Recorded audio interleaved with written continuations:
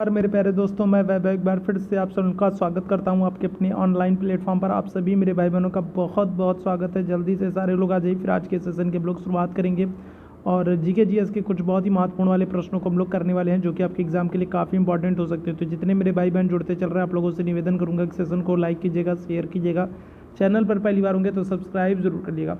तो चलिए शुरू करेंगे आज की क्लास को। पहला प्रश्न आपके सामने दिख रहा है, निम्न में से किस देश में अधिकतम संख्या में भाषाएं बोली जाती हैं?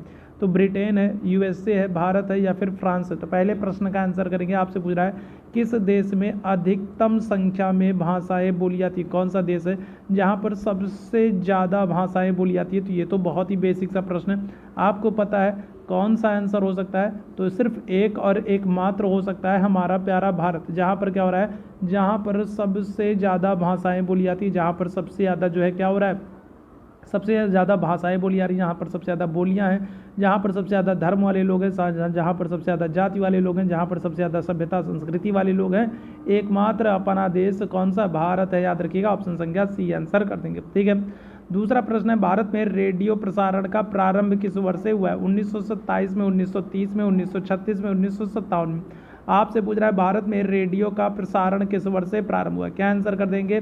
तो रेडियो की अगर हम लोग बात करें तो रेडियो की जो शुरुआत है, ठीक है, रेडियो की जो शुरुआत है वो कब से हो रही है? तो वो हो रही है, ठीक है, 1927 से। शुरुआत तो 1927 से हो रही है, ठीक है। 1936 में अगर हम लोग बात करेंगे तो ऑल इंडिया रेडियो नाम दिया जाएगा, ठीक है, याद रखेंगे। तो 1927 से शुरुआत हो रही है।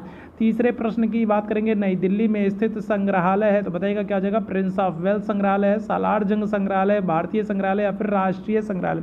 तीसरे प्रश्न का आंसर करेंगे तो नई दिल्ली में जो संग्रहालय है तो वो कौन सा संग्रहालय? क्या आंसर कर देंगे? तो आंसर कर दोगे ऑप्शन संख्या डी हो जाएगा, राष्ट्रीय संग्रहालय। ठीक है, कौन सा? तो राष्ट्रीय संग्रहालय। ठीक है, चलिए आगे बढ़ेंगे। सूर्य मंदिर स्थित है कहाँ पर? तो पुरी में, सोमनाथ में, अमरनाथ में या फिर कोणार्क में? तो बताइएगा क्या हो जाएगा? तो अगर हम लोग बात करें तो सूर्य मंदिर कहाँ पर स्थित है, क्या आंसर करेंगे? तो करेक्ट आंसर हो जाएगा ऑप्शन संख्या डी आंसर कर दोगे, कोणार्क में। ठीक है, उड़ीसा कोणार्क में सूर्य मंदिर है। और जो ये सूर्य मंदिर है ना, इसको याद रखना है आप लोगों को कि इसको ब्लैक पैगोड़ा कहते हैं। ठीक है, क्या करते हैं? इसको ब्लैक पैगोड़ा कहते हैं, इस कोणार्क के सूर्य मंदिर को। ठीक है, साथ ही साथ आपको याद रखना है इस सूर्य मंदिर का निर्माण गंग वंश के राजाओं ने कराया था और इस सूर्य मंदिर को 1984 में विश्व विरासत स्थल में शामिल किया गया, 1984 में विश्व विरासत स्थल में शामिल किया गया। ठीक है, कॉल्डेरा संबंधित है किससे? तो क्या हो जाएगा? हिमनद से, भूकंप से, ज्वालामुखी से, भ्रंशन से? तो बताइएगा कॉल्डेरा अगर हम लोग बात करेंगे तो कॉल्डेरा किससे संबंधित है? बताइएगा क्या हो जाएगा? इस पांचवें प्रश्न का आंसर करेंगे। करेक्ट आंसर हो जाएगा आपका ऑप्शन संख्या सी हो जाएगा, ज्वालामुखी से। कॉल्डेरा किससे? तो ज्वालामुखी से संबंधित है। ठीक है, संविधान के अधीन निम्न में से कौन सा मूल अधिकार नहीं रहा? बताइएगा तो इनमें से कौन सा एक ऐसा है जो मूल अधिकार नहीं रहा? तो ये आप लोगों को बताना चला, जल्दी से बताइएगा क्या हो जाएगा? चलिए बताइएगा क्या जाएगा? तो संविधान के अधीन आपसे पूछ रहा है कौन सा एक मूल अधिकार नहीं है, तो ये आप लोगों को बताएंगे क्या जाएगा?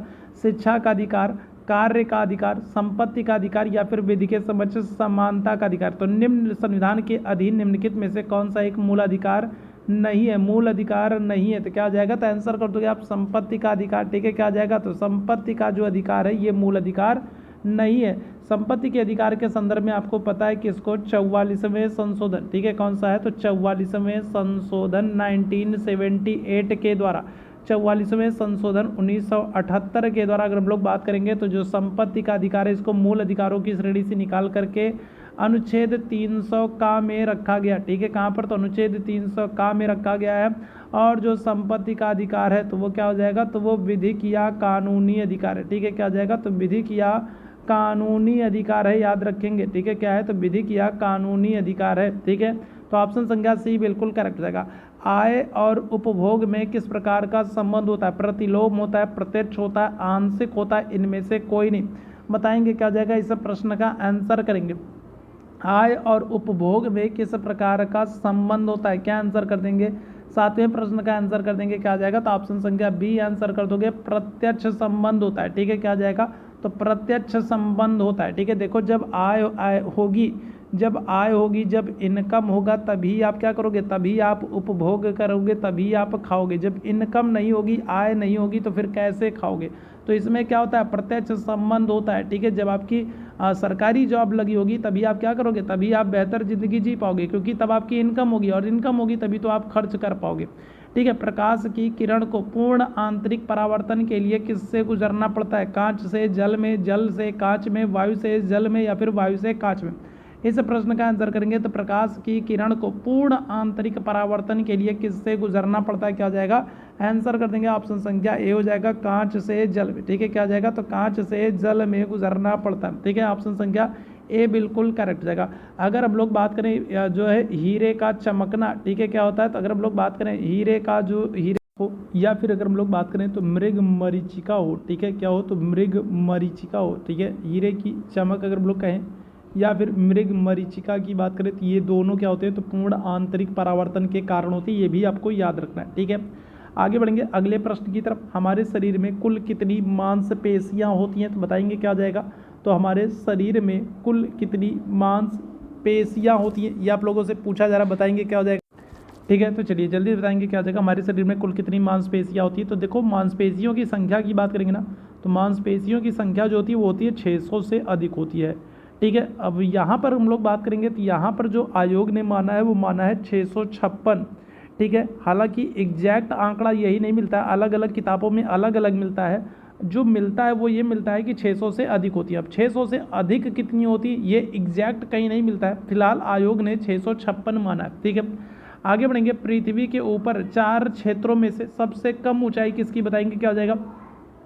तो पृथ्वी के ऊपर हम लोग बात करेंगे तो 4 क्षेत्रों में सबसे कम ऊंचाई किसकी होती है? स्ट्रेटोस्फीयर की होती है, मेसोस्फीयर की होती है, थर्मोस्फीयर की होती है, या फिर ट्रोपोस्फीयर की होती है। तो सबसे कम ऊंचाई किसकी होती है? तो आपको पता है 8 से लेकर के अगर हम लोग बात करेंगे तो 18 किलोमीटर तक। ठीक है, क्या हो जाएगा? तो 8 से लेकर के 18 किलोमीटर तक अगर हम लोग बात करेंगे तो कौन सा? तो क्षोभ मंडल फैला है, और क्षोभ मंडल की ऊंचाई सबसे कम होती है, और ये क्या हो जाएगा? तो इसको हम लोग कहेंगे ट्रोपोस्फीयर। ठीक है, क्या हो जाएगा?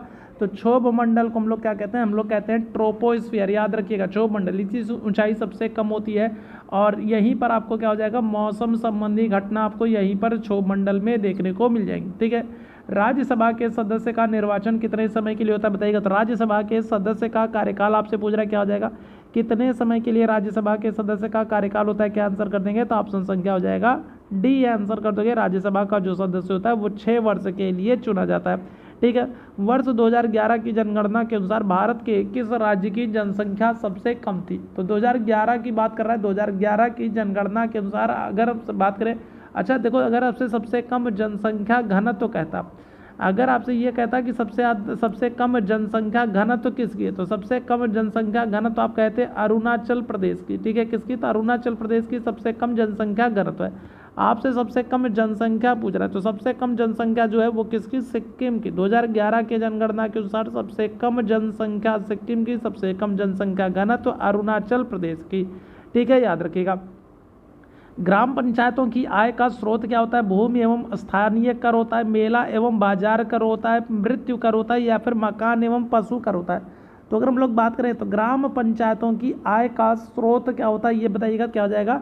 तो आंसर कर देंगे जो मेला और बाजार कर होता है। ठीक है, ऑप्शन संख्या क्या आ जाएगा? तो बी आंसर कर देंगे। ठीक है, अच्छा, पंचायतों के संदर्भ में आप याद रखेंगे, अगर पंचायतों का उल्लेख किस भाग में आपसे पूछा जाए तो भाग आप क्या कहोगे? भाग कहोगे 9 है। ठीक है, अगर आपसे पूछ ले किस अनुसूची में पंचायतों का उल्लेख है तो अनुसूची आप क्या कहोगे? अनुसूची बताओगे 11 है। ठीक है, अगर आपसे पूछ ले कि पंचायतों से कौन सा संशोधन संबंधित है तो आप क्या कहोगे? तो आप कहोगे 73वां संशोधन है जो पंचायतों से संबंधित है। ठीक है, आगे बढ़ेंगे। राज्य के नीति निर्देशक तत्वों में निम्नलिखित में से किन किन प्रकार के सिद्धांत अंतर्निहित है? बताएंगे क्या जगह? तो नीति निर्देशक सिद्धांतों की अगर हम लोग बात करेंगे तो नीति निर्देशक सिद्धांतों के संदर्भ में आपको याद रखना है कि इनको हम लोगों ने कहाँ से? आयरलैंड से लिया।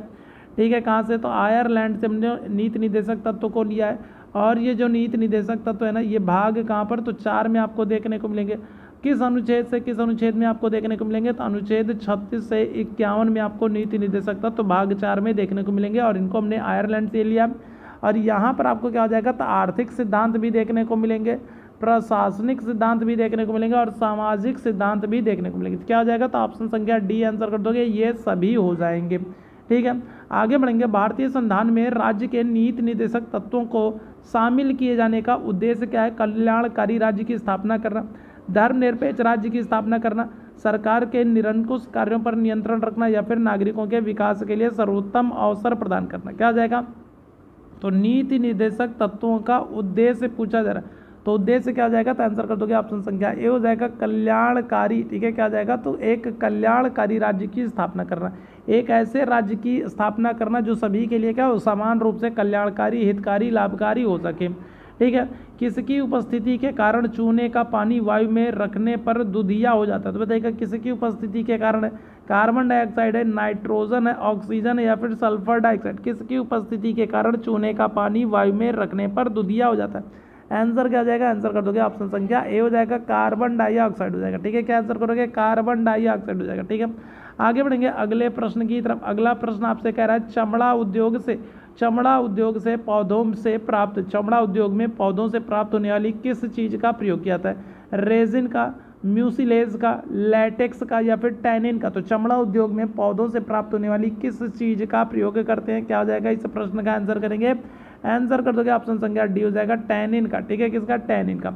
ब्लैक बॉडी किसकी विकिरण को अवशोषित कर सकती है, बताइएगा ब्लैक बॉडी किसकी विकिरण को अवशोषित कर सकती है, केवल निम्न तरंग दैर्ध्य, केवल मध्यम वर्गीय तरंग दैर्ध्य, केवल उच्च तरंग दैर्ध्य या फिर सभी तरंग दैर्ध्य को। तो बताएंगे क्या जाएगा, तो ब्लैक बॉडी जो होती है किसकी विकिरण को अवशोषित करती है, तो आंसर कर देंगे ऑप्शन संख्या डी हो जाएगा सभी तरंग दैर्ध्यों को अवशोषित कर लेती है। ठीक है, निम्न में से किस भक्त संत ने अपने संदेश के प्रचार के लिए सबसे पहले हिंदी का प्रयोग किया, तो बताइएगा कौन सा संत है जिसने अपने संदेशों का प्रचार करने के लिए हिंदी भाषा का प्रयोग किया है, दादू है, रामानंद है, कबीर है या फिर तुलसीदास है। क्या हो जाएगा, इस प्रश्न का आंसर करेंगे, तो ऑप्शन संख्या सी आंसर कर दोगे, रामानंद हो जाएंगे। और रामानंद के संदर्भ में आपको याद रखना है कि उत्तर भारत में भक्ति आंदोलन को लाने वाले कौन है, तो यही हैं। ठीक है, दक्षिण भारत से उत्तर भारत में जो है रामानंद ही है जो क्या कर रहे हैं, जो भक्ति आंदोलन का प्रचार कर रहे हैं। ऑप्शन संख्या क्या आ जाएगा, सी आंसर कर दोगे। अखिल भारतीय किसान सभा के पहले सत्र की अध्यक्षता किसने की, बताइएगा, बहुत ही अच्छा सा प्रश्न है। अखिल भारतीय किसान सभा तो 1936 में 1936 में अगर हम लोग बात करेंगे तो अखिल भारतीय किसान सभा हो रही है, और इसकी अध्यक्षता कौन कर रहे हैं, स्वामी सहजानंद कर रहे हैं, इंदुलाल याज्ञिक कर रहे हैं, पीसी जोशी कर रहे हैं या फिर एनजी रंगा कर रहे हैं। तो क्या हो जाएगा, तो आंसर कर दोगे ऑप्शन संख्या ए हो जाएगा स्वामी सहजानंद। ठीक है, अखिल भारतीय किसान सभा की अध्यक्षता कर रहे हैं। आगे बढ़ेंगे विश्वविद्यालय अनुदान आयोग। ठीक है, इसकी स्थापना कब की गई, यूजीसी की हम लोग बात करेंगे, यूनिवर्सिटी ग्रांट कमीशन, विश्वविद्यालय अनुदान आयोग। ठीक है, इसकी स्थापना कब की गई, क्या आंसर करेंगे, तो देखो विश्वविद्यालय अनुदान आयोग, यूनिवर्सिटी ग्रांट कमीशन, साथ ही साथ आपको LIC याद रखना। ठीक है, life insurance corporation, Bharatiya Jeevan बीमा निगम, जीवन के साथ भी जीवन के बाद भी, इन दोनों की स्थापना कब हो रही है, तो आप आंसर करोगे ऑप्शन संख्या ए 1956 में। ठीक है, कब, तो 1956 में। सर्वोच्च न्यायालय के न्यायाधीशों को कदाचार और असमर्थता के प्रमाणित आधारों पर संसद किस तरह महाभियोग का प्रस्ताव पारित कर सकता है, तो सर्वोच्च न्यायालय के न्यायाधीशों को अगर हम लोग बात करें तो सर्वोच्च न्यायालय के जो न्यायाधीश होते हैं ना, उन्हें कदाचार, सिद्ध कदाचार और असमर्थता के आधार पर महाभियोग के प्रस्ताव के द्वारा हटाया जा सकता है।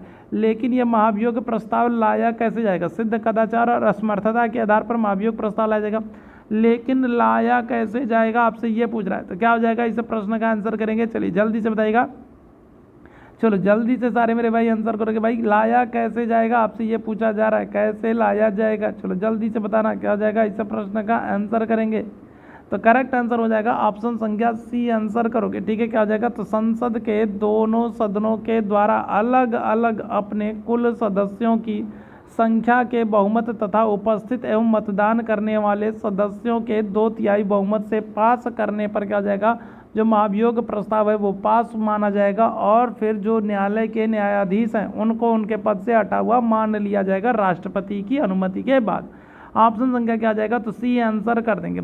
अंग्रेजी भाषा को भारत में शिक्षा के माध्यम के रूप में किसने आरंभ किया, बताएगा, तो भारत में अंग्रेजी भाषा को शिक्षा के माध्यम के रूप में किसने आरंभ किया, मैकाले हैं, विलियम बेंटिक है, राजा राम मोहन राय या फिर वारेन हेस्टिंग्स। क्या हो जाएगा, इस प्रश्न का आंसर करेंगे, तो आंसर कर दोगे ऑप्शन संख्या ए हो जाएगा लॉर्ड मैकाले हो जाएगा। ठीक है, क्या हो जाएगा, तो लॉर्ड मैकाले हो जाएगा। भारत में अंग्रेजी शिक्षा के जनक माने जाते हैं, याद रखिएगा, भारत में अंग्रेजी शिक्षा की शुरुआत का श्रेय मैकाले को जाता है। वह कौन सा महाद्वीप है जहाँ एक भी ज्वालामुखी नहीं है, क्या हो जाएगा, इस प्रश्न का आंसर करेंगे, कौन सा महाद्वीप है जहाँ पर एक भी ज्वालामुखी नहीं है, ऑस्ट्रेलिया है, अंटार्कटिका है, अफ्रीका या फिर यूरोप। आंसर कर दोगे ऑप्शन संख्या ए हो जाएगा ऑस्ट्रेलिया में एक भी जो है ज्वालामुखी नहीं है। साथ ही साथ आप ऑस्ट्रेलिया के संदर्भ में याद रखेंगे कि ऑस्ट्रेलिया जो है ये क्या है, तो ये सबसे छोटा महाद्वीप है, ठीक है, क्या है, तो सबसे छोटा महाद्वीप है। साथ ही साथ आप याद रखेंगे इसको द्वीपीय महाद्वीप भी कहते हैं, ठीक है, ऑस्ट्रेलिया को क्या करते हैं, द्वीपीय महाद्वीप कहते हैं, क्योंकि चारों तरफ से जल से घिरा है, सबसे छोटा महाद्वीप है और एक ऐसा महाद्वीप है जहाँ पर क्या हो रहा है, जहाँ पर एक भी ज्वालामुखी नहीं है। निम्न में से कौन सा वन आधारित उद्योग नहीं है, कौन सा ऐसा उद्योग है जो वन पर आधारित नहीं है, सीमेंट उद्योग, लौह उद्योग, कागज उद्योग या फिर खेल सामग्री उद्योग। तो बताएंगे क्या हो जाएगा, इस प्रश्न का आंसर करेंगे भाई, कौन सा वन आधारित उद्योग नहीं है, क्या आंसर करोगे, तो आंसर कर देंगे ऑप्शन संख्या ए हो जाएगा सीमेंट उद्योग। ये किसी भी तरीके से वन पर आधारित नहीं है, ऑप्शन संख्या क्या आ जाएगा, ए आंसर कर देंगे, ठीक है। चलिए आगे बढ़ेंगे। भारत में परमाणु ऊर्जा कार्यक्रम का प्रारंभ कब से हुआ है, तो 1947 है, 1948 है, 1945 है, 1951 है। इस प्रश्न का आंसर करेंगे क्या हो जाएगा, तो भारत में परमाणु ऊर्जा कार्यक्रम कब से प्रारंभ हुआ माना जा रहा है, आंसर कर देंगे ऑप्शन संख्या बी हो जाएगा 1948 हो जाएगा, ठीक है, क्या हो जाएगा, तो 1948 हो जाएगा। उपनिषद का प्रतिपाद्य विषय क्या है, तो अगर हम लोग बात करेंगे तो उपनिषदों का विषय क्या है, तो भारत का सामाजिक व्यवहार, हिंदू धर्म, प्राचीन भारतीय विधि या फिर ये सभी हो जाएगा। क्या हो जाएगा, इस प्रश्न का आंसर करेंगे तो उपनिषदों में अगर हम लोग बात करेंगे तो देखो भारत के जो प्राचीन सामाजिक व्यवहार हैं उनका उल्लेख किया गया, साथ ही साथ हिंदू धर्म का उल्लेख तो आपको देखने को मिलेगा, साथ ही साथ प्राचीन भारतीय विधि जो कानून है, कुछ नियम है, उनको भी आपको देखने को मिलेगा। ऑप्शन संख्या डी कर देंगे यहाँ पर, उपरोक्त सभी कर देंगे, ठीक है, याद रखिएगा। आगे बढ़ेंगे। कोयला किस प्रकार की चट्टानों में प्राप्त होता है, परिवर्तित चट्टान में, परतदार चट्टान में, अजैव चट्टान में या फिर आग्नेय चट्टान में। तो कोयला अगर हम लोग बात करेंगे तो ये किस प्रकार की चट्टान में प्राप्त होता है, क्या आंसर कर देंगे, तो आंसर हो जाएगा आपका, ठीक है, परतदार चट्टान या फिर जिनको कहते हैं अवसादी चट्टान, ठीक है, अवसादी चट्टान या परतदार चट्टान। ऑप्शन संख्या बी यहाँ पर बिल्कुल करेक्ट हो जाएगा, इनमें कोयला प्राप्त होता है। अगर हम लोग बात करें मोह असंबद्धता स्थित है, बताइएगा क्या जाएगा, क्रस्ट और मेंटल के बीच, ऊपरी मेंटल और निचली मेंटल के बीच, मेंटल एवं कोर के बीच या फिर आंतरिक मेंटल तथा बाय मेंटल के बीच। तो मोह असंबद्धता अगर हम लोग बात करेंगे तो किससे संबंधित, इस प्रश्न का आंसर करेंगे तो आंसर हो जाएगा क्रस्ट और मेंटल के बीच। पृथ्वी की आंतरिक परतों को कुछ हिस्सों में बांटा गया ना, तो क्रस्ट हो गया, ठीक है, इसके अलावा अगर हम लोग बात करेंगे तो मेंटल हो गया और लास्ट वाला कोर हो गया। तो क्रस्ट और मेंटल के बीच वाला जो क्षेत्र होता है ना, तो उसको हम लोग क्या करते हैं, तो उसको हम लोग मोह कहते हैं, याद रखेंगे। ऑप्शन संख्या क्या आ जाएगा, ए आंसर करिएगा, ठीक है। आगे बढ़ेंगे। विश्व में बागानी कृषि का सर्वाधिक विकास कहाँ पर हुआ है, तो मध्य अमेरिका में, कांगो बेसिन में, अमेजन बेसिन में या फिर दक्षिण पूर्वी एशिया में। तो अगर हम लोग बात करें तो विश्व में, ठीक है, विश्व में बागानी कृषि का सर्वाधिक विकास कहाँ पर हुआ है, मध्य अमेरिका में, अमेजन बेसिन में, कांगो बेसिन में या फिर दक्षिण पूर्वी एशिया में। क्या हो जाएगा इस प्रश्न का आंसर, ऑप्शन संख्या डी आंसर कर दोगे, दक्षिणी पूर्वी एशिया में बागानी कृषि का सबसे ज़्यादा विकास हुआ।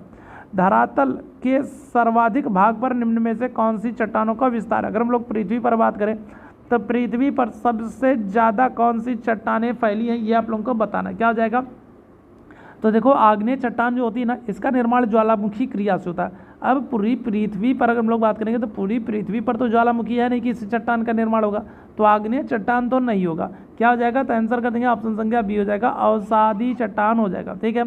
विश्व में रेशम उत्पादन में अग्रणी राष्ट्र है, बताइएगा क्या हो जाएगा, तो रेशम के उत्पादन में अगर हम लोग बात करेंगे भारत है, चीन, जापान, दक्षिण कोरिया। आंसर कर देंगे क्या हो जाएगा, चीन हो जाएगा, ठीक है। और रेशम पालन की अगर हम लोग बात करेंगे तो क्या करते हैं, तो इसको हम लोग कहते हैं सेरीकल्चर कहते हैं, ठीक है, क्या करते हैं, तो सेरीकल्चर कहते हैं, याद रखिएगा। रेशम कीट पालन को क्या करते हैं, तो सेरीकल्चर कहते हैं। और रेशम जो होता है ना, वो रेशम कीट के लार्वा से तैयार होता है और रेशम कीट जो होते हैं वो शहतूत के वृक्ष पर रहते हैं। निम्नलिखित फसलों में से कौन सी फसल भारत में संसार के सभी देशों से अधिक होती है, बताइएगा। तो कौन सी एक ऐसी फसल है जो विश्व के अन्य देशों की अपेक्षा भारत में बड़े पैमाने पर होती है। क्या हो जाएगा, इस प्रश्न का आंसर करेंगे तो गेहूं है, चावल है, गन्ना है, कपास है। क्या हो जाएगा, तो आंसर कर दोगे गन्ना, ठीक है। गन्ना अगर हम लोग बात करेंगे तो विश्व में अन्य किसी देश की अपेक्षा भारत में ज़्यादा अधिक बड़े पैमाने पर होती है। गहरे समुद्री गोताखोरों के शोषण के लिए ऑक्सीजन के तनुकरण के लिए किस गैस का प्रयोग किया जाता है। कई बार ये प्रश्न हम लोग कर चुके हैं, बताइएगा क्या हो जाएगा, नियॉन होगा, ऑर्गन होगा, नाइट्रोजन होगा, हीलियम होगा। क्या हो जाएगा, इस प्रश्न का आंसर कर देंगे तो आंसर कर दोगे ऑप्शन संख्या डी हो जाएगा, हीलियम होता है। क्यों, क्योंकि हीलियम गैस हल्की होती है, तो पानी के भीतर जाते हैं तो वो लोग ऑक्सीजन सिलेंडर लेके जाते हैं ना, तो अगर सिलेंडर भारी रहेगा तो फिर क्या हो जाएगा, तो फिर उसको उठा ही नहीं पाएंगे, तैरना बड़ा मुश्किल हो जाएगा। तो हीलियम गैस होती है। आर्द्रता को मापने के लिए किस उपकरण का प्रयोग करते हैं? पवन वेग मापी होगा, हाइग्रोमीटर होगा, थर्मामीटर होगा, सूर्य विकिरण मापी होगा। क्या हो जाएगा, तो आंसर कर देंगे क्या हो जाएगा, आर्द्रता को मापने के लिए हाइग्रोमीटर। ठीक है, किसका, आर्द्रता को मापने के लिए हाइग्रोमीटर का।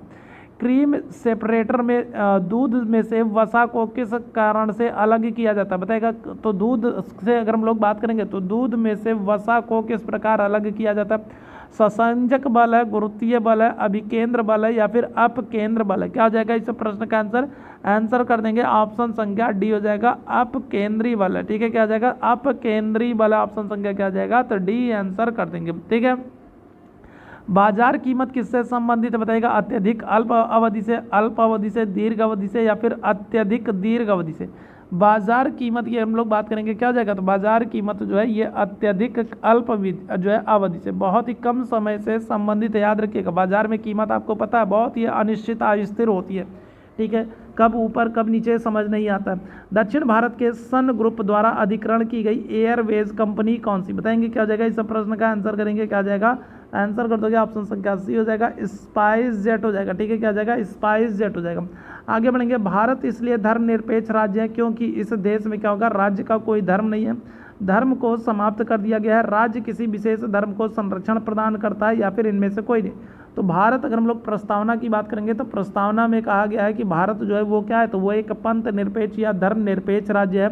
और इसका तात्पर्य यह है कि जो राज्य है या फिर जो भारत है उसका कोई अपना धर्म नहीं है। ठीक है, क्या है, तो उसका अपना कोई धर्म नहीं है, उसके लिए सभी धर्म क्या है, समान है। ऑप्शन संख्या क्या हो जाएगा, ये हो जाएगा।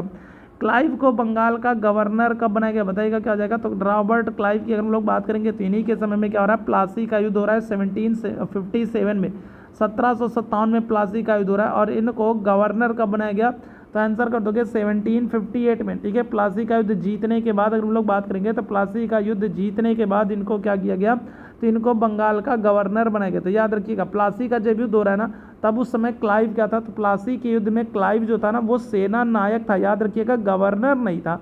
क्लाइव जो है वो क्या है, तो वो सेना का नेतृत्व कर रहा है। क्लाइव क्या कर रहा है, प्लासी के युद्ध में सेना का नेतृत्व कर रहा है, सेना नायक है, गवर्नर नहीं है।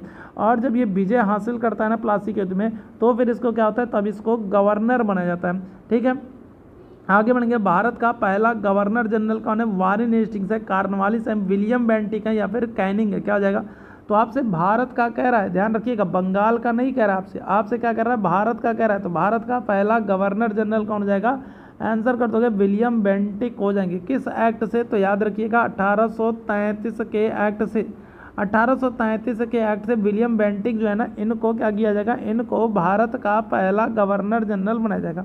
ऑप्शन संख्या क्या आ जाएगा, तो सी आंसर करेंगे। आगे बढ़ेंगे, द्वैध शासन की नीति को किसने समाप्त किया, द्वैध शासन के संदर्भ में आपसे पूछ रहा है। तो द्वैध शासन जो है ये कब से कब तक चला है, तो द्वैध शासन चला है 1765 से लेकर के 72 तक। क्या हो रहा है, द्वैध शासन चल रहा है। ठीक है, 1765 से लेकर के 72 तक। ठीक है, अब इस द्वैध शासन को अगर हम लोग बात करें किसने समाप्त किया, तो आंसर कर दोगे वारेन हेस्टिंग्स ने, जो कि बंगाल के पहले गवर्नर जनरल बन रहे हैं। ठीक है, क्या हो रहे हैं, जो बंगाल के पहले गवर्नर जनरल बन रहे हैं, वारेन हेस्टिंग्स। ठीक है, अंग्रेजों का भारत में सबसे अधिक विरोध किसने किया, राजपूतों ने किया, मुगलों ने किया, सिखों ने किया, मराठों ने किया। अंग्रेजों का सबसे ज़्यादा विरोध भारत में किसने किया, राजपूतों ने किया, मुगलों ने किया, सिखों ने किया, मराठों ने किया। क्या हो जाएगा, इस प्रश्न का आंसर करेंगे, करेक्ट आंसर हो जाएगा ऑप्शन संख्या डी हो जाएगा। भारत में मराठों ने सबसे ज़्यादा जो है अंग्रेजों का विरोध किया। ऑप्शन संख्या क्या आ जाएगा, डी आंसर करेंगे। एगमार्क किसके मानक की गारंटी, अगर हम लोग एगमार्क की बात करें तो इसका संबंध किससे, गुणवत्ता से, मात्रा से, वजन से, आकार से। एगमार्क का संबंध किससे, क्या हो जाएगा, आंसर कर देंगे ऑप्शन संख्या ये हो जाएगा, गुणवत्ता से। ठीक है, क्या हो जाएगा, गुणवत्ता हो जाएगा। ठीक है, काला जार जो है तो ये जो है एक रोगवाहक है, एनाफ्लीज मच्छर से, क्यूलेक्स मच्छर से, सीसी मच्छर से, या फिर सिकता मक्खी से। काला जार अगर हम लोग बात करें तो काला जार जो है तो ये क्या हो जाएगा, बताइएगा। इस प्रश्न का आंसर करेंगे, काला जार जो है तो ये एक रोगवाहक है, किसका, सिकता मक्खी। ऑप्शन संख्या क्या आ जाएगा, तो डी आंसर करोगे, क्या आ जाएगा, सिकता मक्खी। ठीक है, विश्व डेजर्टिफिकेशन उन्मूलन दिवस अगर वो लोग बात करें कब मनाते हैं, बताएगा। तो डेजर्टिफिकेशन, विश्व डेजर्टिफिकेशन उन्मूलन दिवस अगर वो लोग बात करें तो कब मनाते हैं, इस प्रश्न का आंसर करिएगा, क्या आ जाएगा, तो ऑप्शन संख्या आंसर कर दोगे बी हो जाएगा 17 जून को। ठीक है, कब, तो 17 जून को। ठीक है, आगे बढ़ेंगे, अगला जो प्रश्न, यदि किसी राज्य की विधानसभा में किसी दल को पूर्ण बहुमत न प्राप्त हो, यदि किसी राज्य की विधानसभा में किसी दल को पूर्ण बहुमत न प्राप्त हो तो राज्यपाल किसके अनुसार कार्रवाई करेगा? पूर्व मुख्यमंत्री की सलाह पर, प्रधानमंत्री की सलाह पर, भारत के राष्ट्रपति की सलाह पर, या फिर स्वनिर्णय के आधार पर।